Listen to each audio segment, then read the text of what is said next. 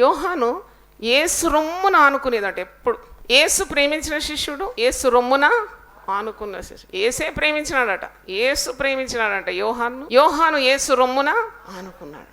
అంటే give and take. చాలా మటుకు ఈ ప్రేమ వ్యవహారాలన్నీ వన్ సైడెడ్ ఉంటుంది. దాంట్లో పెద్ద ఆనందం ఉండదు. నువ్వు ప్రేమిస్తూ ఉంటావు, నీకేం రెస్పాన్స్ ఉండదు. అది డోంట్ వేస్ట్ యువర్ టైం. ఎందుకంటే వారి దగ్గర నుండి నీకే స్పందన రాకుంటే మరి నువ్వు మౌనంగా ఉండడం మంచిదే. It's a two sided affair. నీవు ప్రేమిస్తున్నావు, తిరిగి నీకు ఆ ప్రేమ కూడా వస్తుందంటే అది తప్పకుండా దేవుడిచ్చిన ఆశీర్వాదం అనే ఎంచుకోవాలి. పాపానికి ప్రోత్సాహం కాదు ఇది.